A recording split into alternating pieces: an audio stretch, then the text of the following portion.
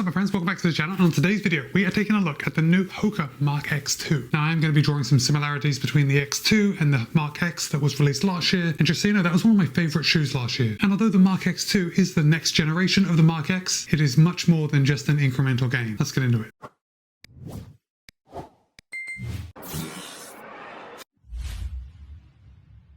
Okay, let's get started with those disclosures. HOKA was good enough to send me the Mach X2 for the purpose of review. However, they haven't told me what to say. They don't have any editorial privileges, and all the thoughts and opinions are my own. With that said, you're going to be able to pick up a pair of the HOKA Mach X2 for $190. And of course, I'll place links in the show notes below in case you want to pick up a pair for yourself. Now, you did hear me right. $190, that is more expensive than last year. In fact, it's $10 more expensive than last year. Now look, I don't like to see prices increase, but if I look at it from the perspective that the HOKA Mach X2 is only $10 more than the Mach X, and I take into considerations all the improvements they've made, $190 for the Mach X2 really isn't that bad. But either way, it's still a lot of money. So like most HOKA shoes, we have a men's version and a women's version. And in the men's version, the stack height of the Mach X2 comes in at 44 in the heel, 39 in the forefoot. And in the women's version, we have 42 in the heel, 37 in the forefoot, both for a 5mm drop. Now with last year's Mach X, it's difficult to tell just by looking at them, but the Mach X2 has 5mm more stack height than last year's Mach X. And the new Mach X2 is lighter than the old Mach X.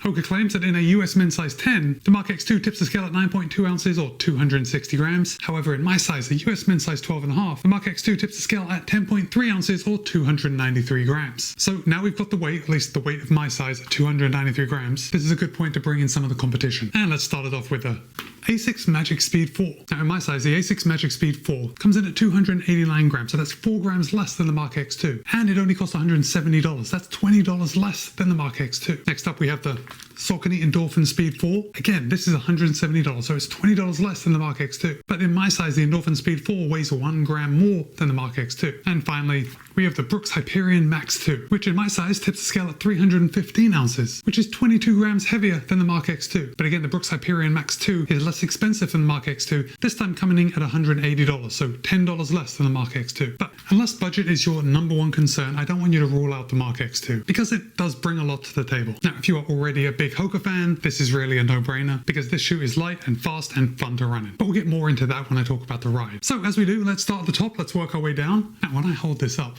look at that heel collar.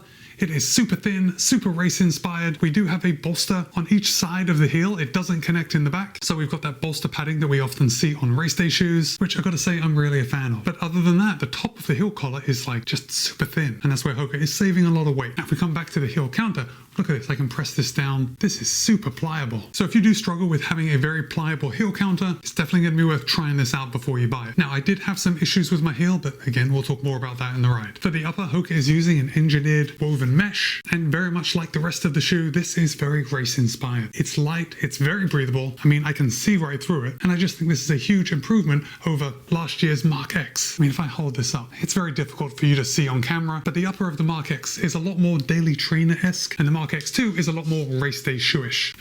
As far as overlays go, there really aren't that many. We got the branding, got the bird on the medial side, we've got an underlay coming around the toe box, got some underlays just coming around this heel. Now it's just giving it a lot of reinforcement, but it's really not providing any structure to speak of. And then of course along the eyelet chain, we've got a lot of reinforcement just so you can cinch those laces down without tearing the upper. The tongue fits right in line with the rest of the shoe. It is just super thin, super breathable. And I gotta say, there is no padding on this tongue. It's just like a very thin piece of suede. And we do have a lace loop right on the front, and the tongue is gusseted.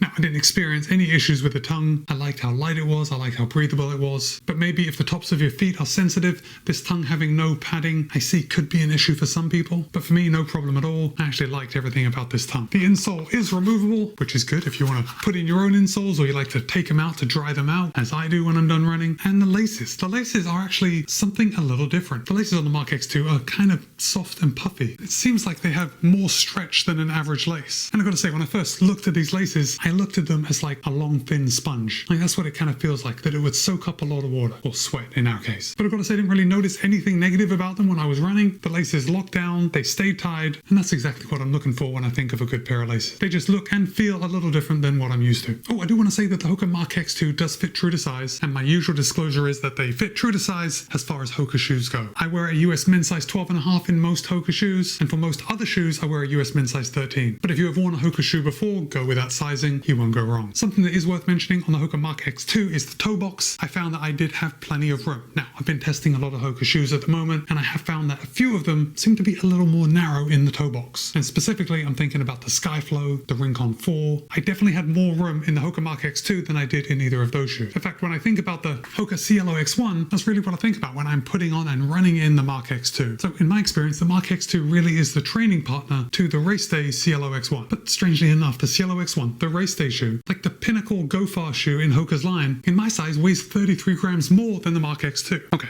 Let's come down to the midsole. Now remember, we've got an additional 5mm of stack height, and HOKA is using a dual density setup. We have a top layer of PIBA, we have a bottom layer of EVA. Now if you look at it, it's easy to see the difference. We have more EVA in the heel, we have more PIBA in the forefoot, and then separating those two layers of foam is a P-Bax plate. Now, the P-Bax plate does have a winglet, and you can get a glimpse of the winglet right here on the side. And basically that winglet is just going to add a little stability. Now if we come down to the outsole, you can see we've got some of what HOKA calls their sticky rubber. Honestly, I don't know how sticky it is. I mean, I ran through some puddles and I didn't slip over, so I guess it's doing the job. But in all seriousness, I didn't notice any issues with the rubber on the MACH X2. It was just like any other HOKA shoe, and I haven't had any problems in the past. We do have a nice amount of rubber here on the lateral heel edge, and it seems to be holding up extremely well. Not a lot of wear on the forefoot. Yeah, it's looking good. And of course, we've got these little windows where you can see the turquoise P-Bax plate. It's always beneficial to show off the goods. And with that, it's time to talk about the ride.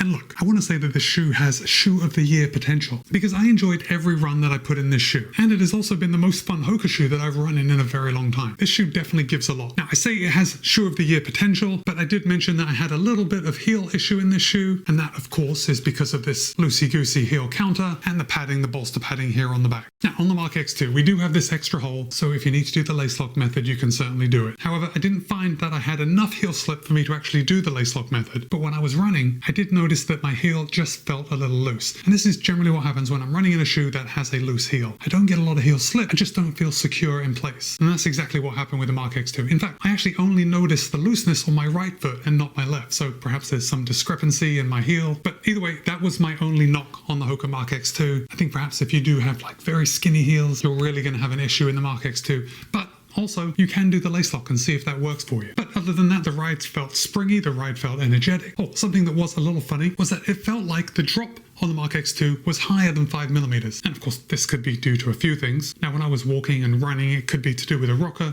Maybe it's just rolling me through my gait cycle very smoothly. But I think more likely it's because we have more PIBA in the front, and that PIBA is substantially softer than the EVA. So the front of my foot is going to compress that PIBA more than my heel is going to compress the majority EVA, which could make the effective drop greater than the 5mm stated drop. I don't know. I didn't notice any downside or benefit from it. The shoe felt really good, but that was just something I felt when I first put them on. Now, I did take the MACH X2 out for several workouts and of course a couple of easy runs. And the easy runs in the MACH X2 were absolutely fine. I think you could use this shoe as kind of like a do-it-all, but it really excels when you pick up the pace, when you want to start running fast. And that's because you get to utilize this PIBA foam at the front and you get to load this P-Bax plate a little more, and it gives you a little propulsion. But as I said, at easy paces, the shoe just felt comfortable. This rocker makes running in the shoe a real treat, very easy. And overall, this really is a super update to the MACH X. Oh, and if by any chance you are a HOKA designer, I did have an idea about how you could improve the MACH X2, but I know it's going to have to be the MACH X3 and you're going to make bigger changes than this. But let's just go back to the CLO X1.